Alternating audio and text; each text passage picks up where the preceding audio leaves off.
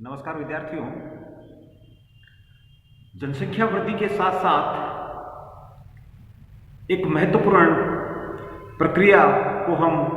शामिल करते हुए आज भारत में नगरीकरण की बात या शहरीकरण की बात हम करेंगे, क्योंकि यह प्रक्रिया एक महत्वपूर्ण प्रक्रिया है जिसमें एक क्षेत्र विशेष में विशेष प्रकार की गतिविधियां संपन्न होती है, जिसके कारण से जनसंख्या का जो जमाव है एक क्षेत्र विशेष में विशेष रूप से होता है और जिसको हम नगरीकरण या शहरीकरण का नाम देते हैं। क्योंकि नगरीकरण एक ऐसी प्रक्रिया है जिसमें शहर या कस्बों की जनसंख्या में तीव्र वृद्धि होती है। यह प्रक्रिया या तो शहरों की संख्या में वृद्धि करती है या फिर शहर की जनसंख्या या कस्बे की जनसंख्या को बढ़ाती है। तो हम शहरीकरण और नगरीकरण की जब बात करते हैं तो या तो जनसंख्या की जैसे जैसे एक क्षेत्र विशेष में वृद्धि होती है तो शहरी या तो शहरों की संख्या यहाँ हमें ज़्यादा देखने को मिलती है, ज़्यादा होती है, या फिर एक नगर या शहर की जनसंख्या में तीव्र गति से बढ़ोतरी होती है। इस प्रकार नगरीकरण शहरों के विकास से संबंधित एक प्रक्रिया है जिसमें कुल जनसंख्या का अधिकांश भाग नगरीय क्षेत्र में रहता है और वो जनसंख्या का अधिकांश भाग द्वितीय, तृतीय और चतुर्थ श्रेणी के जो व्यवसाय होते हैं उसमें अधिकांश जनसंख्या संलग्न रहती है। तो यहाँ जब हम ग्रामीण क्षेत्रों में रहने वाली जनसंख्या में होने वाली जो वृद्धि होती है उसकी तुलना में शहरी जनसंख्या या शहरी क्षेत्रों में रहने वाली जनसंख्या में वृद्धि का जो अनुपात होता है उसमें काफी अंतर देखने को मिलता है। यानी शहरी जनसंख्या की वृद्धि तीव्र गति से संपन्न होती है, जबकि ग्रामीण क्षेत्रों में जो जनसंख्या होती है वो कम गति से बढ़ती है, क्योंकि ग्रामीण क्षेत्र से जो प्रवास होता है, चाहे वो रोजगार के कारण हो, चाहे वो अन्य व्यवसाय से संबंधित हो या अन्य कारणों से हो, राजनीतिक कारणों से हो, तो उसके कारण से ग्रामीण क्षेत्रों की जो जनसंख्या है वो शहरों की ओर अधिक पलायन करती है। इस कारण से इस प्रक्रिया को हम शहरीकरण या नगरीकरण की प्रक्रिया भी कह सकते हैं, या दूसरे रूप में हम शहरीकरण का आशय इस रूप में भी ले सकते हैं। इसमें ग्रामीण समुदाय के जो लोग होते हैं वो शहर की ओर उन्मुख होते हैं तथा यहाँ के लोग मुख्य रूप से प्रबंध, व्यापार, निर्माण कार्य, प्रशासनिक तथा अन्य प्रकार के जो कार्य होते हैं उनसे संबंधित रखते हैं। क्योंकि भारत में शहरीकरण की जो प्रक्रिया है वो आज़ादी के बाद में तीव्र गति से बढ़ी है। नगरीकरण की जो प्रवृत्ति है वो आज़ादी के बाद में तेज गति से बढ़ी है। इसका हम अगर आंकड़ों पर दृष्टिपात करते हैं, आंकड़ों पर अगर नजर डालते हैं, तो जब हम 1909 के आंकड़ों की बात करते हैं, भारत में जो शहरी जनसंख्या थी वो कुल जनसंख्या का 10.8% भाग यहाँ पाया जाता था, जबकि हम 2011 या वर्तमान समय की बात करते हैं तो भारत की कुल जनसंख्या का लगभग 31.2% भाग शहरों में निवास करता है। तो इस प्रकार हम देखते हैं कि जैसे जैसे आर्थिक विकास की ओर हम बढ़ते हैं उसी प्रकार शहरीकरण की जो प्रवृत्ति है वो बढ़ती जाती है और वहां की जनसंख्या में तीव्र गति से बढ़ोतरी होती है। यहां हम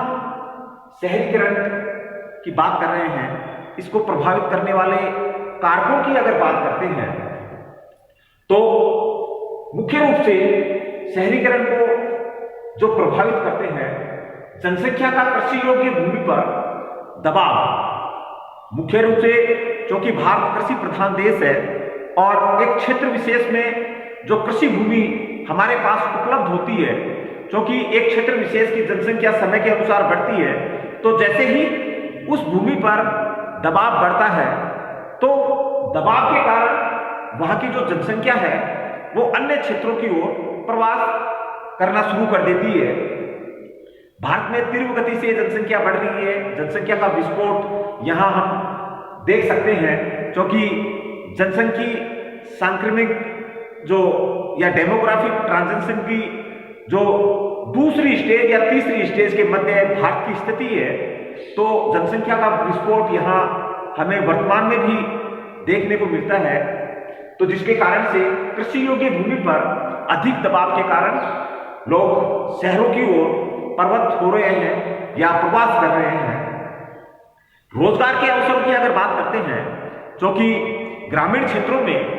सीमित रोजगार के साधन उपलब्ध हैं, जिसके कारण से अधिक जनसंख्या के कारण लोग शहरों की ओर रोजगार के कारण रोजगार के अवसर शहरी क्षेत्रों में ज्यादा पाए जाते हैं, ज्यादा उपलब्ध होते हैं, जिसके कारण से जनसंख्या रोजगार के अवसर को प्राप्त करने के लिए शहरों की ओर प्रवास करती है या दौड़ती है। छोटे शहरों से बड़े शहरों की ओर प्रवृत्त होना लोगों को एक मानसिकता होती है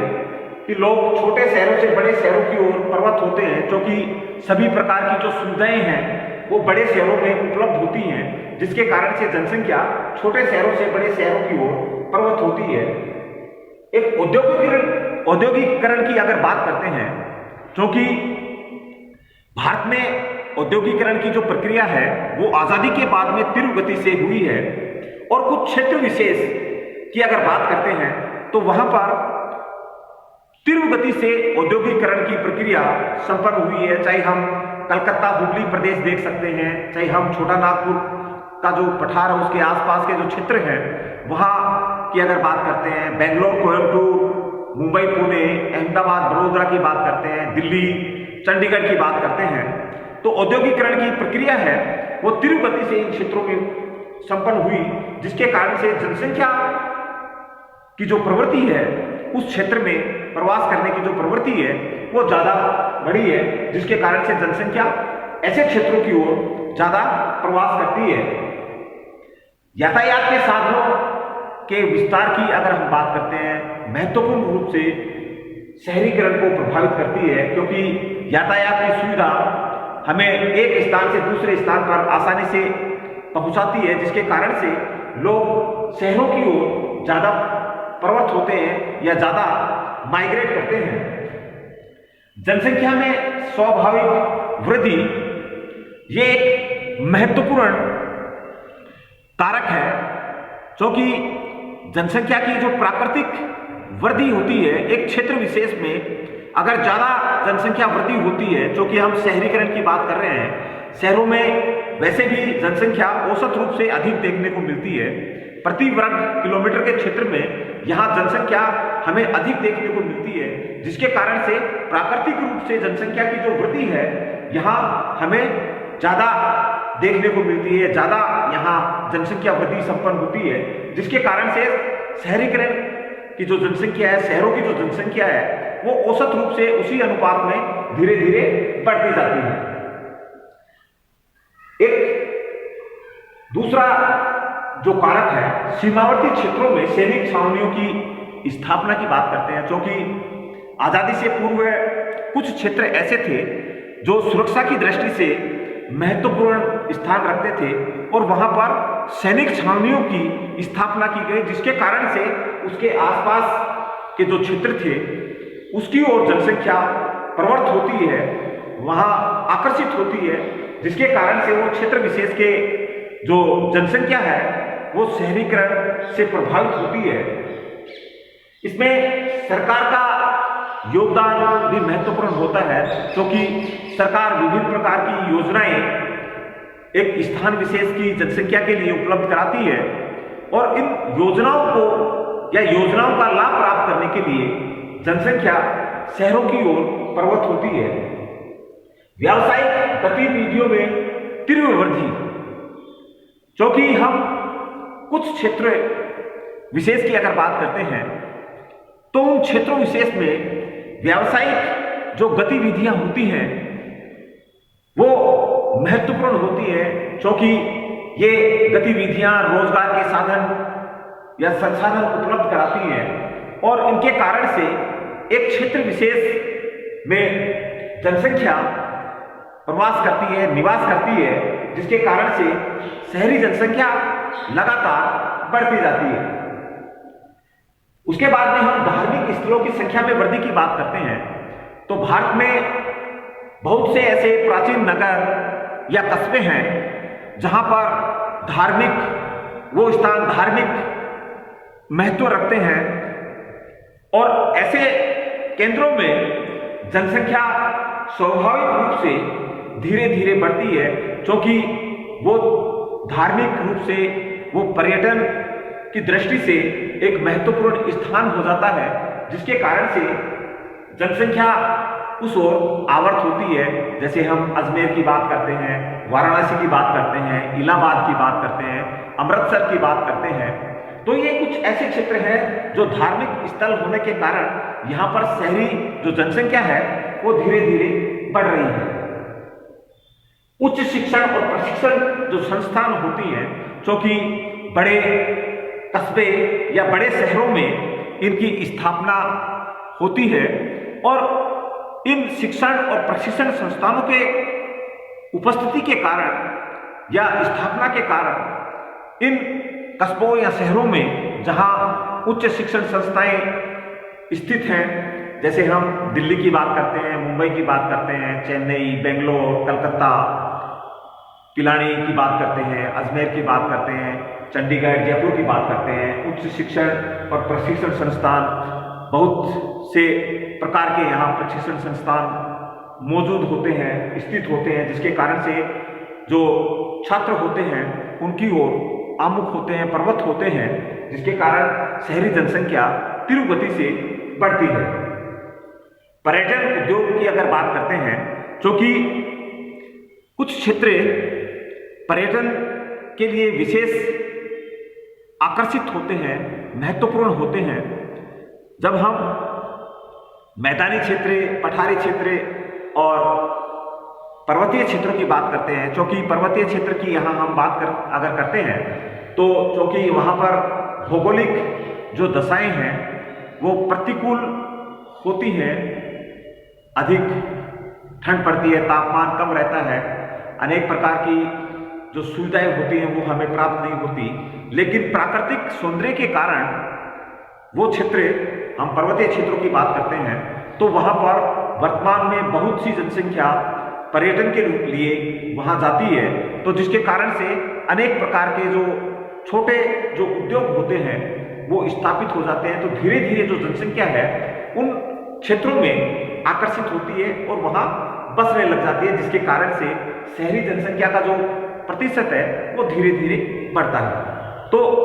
ये जो महत्वपूर्ण कारक हैं जो जनसंख्या, शहरी जनसंख्या को प्रभावित करते हैं, शहरीकरण को प्रभावित करते हैं, नगरीकरण को प्रभावित करते हैं, मुख्य रूप से एकल रूप से और सामूहिक रूप से ये कारक महत्वपूर्ण होते हैं। तो ये एकल रूप से और सामूहिक रूप से कई कारक एक साथ भी शहरीकरण या नगरीकरण को प्रभावित करते हैं। अगर हम